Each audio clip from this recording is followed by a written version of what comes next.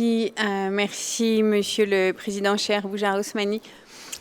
Mesdames et Messieurs les ministres, Madame la Secrétaire générale, chers collègues, d'abord je voudrais féliciter le Président de l'OSCE, Boujar Osmani, pour son leadership cette année et féliciter la Secrétaire générale et les 4 job leaders pour avoir tenu dans des conditions difficiles tout au long de l'année. La France s'aligne bien évidemment sur la déclaration de l'Union européenne et je vais ajouter quelques points en ma capacité nationale. En attaquant massivement, délibérément l'Ukraine, la Russie a enfreint toutes les règles du droit international.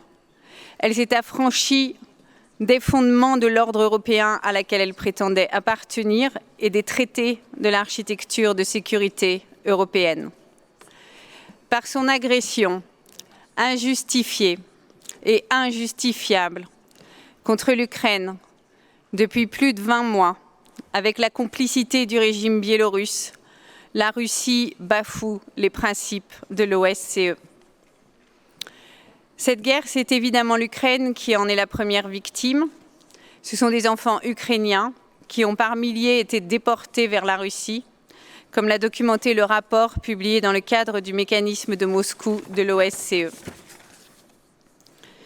Comme mes collègues européens et au-delà, nous exhortons la Russie à cesser son agression, ce qui implique le retrait complet, inconditionnel et immédiat de ses troupes et de ses équipements militaires du territoire ukrainien dans ses frontières internationalement reconnues. Notre détermination est sans faille pour soutenir l'Ukraine et ne faiblira pas. Face à la poursuite insensée de l'agression russe, nous soutenons pleinement le travail engagé autour du plan de paix du président Zelensky. Et à ce titre, je salue la réunion organisée à Malte le 28 octobre dernier et la participation d'un nombre croissant d'États qui témoignent de notre engagement collectif à répondre aux répercussions globales de cette guerre.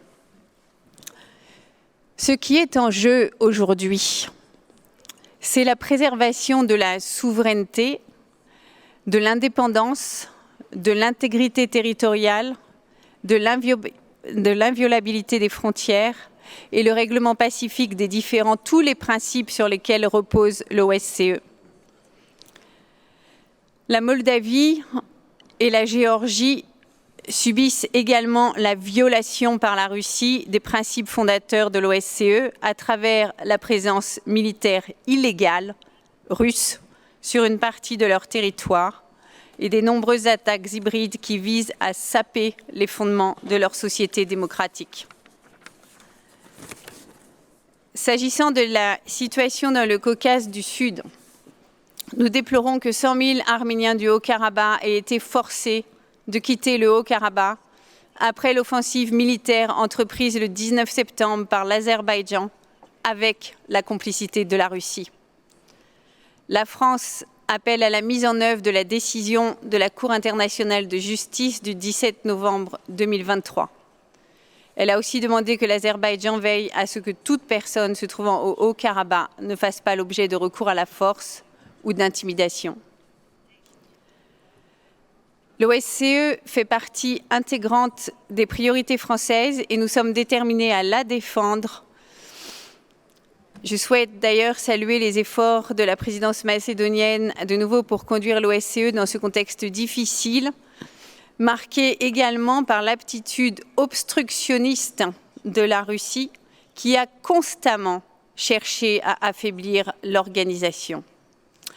Et je salue le ministre Jan Borg pour reprendre le leadership à la suite de la Macédoine du Nord.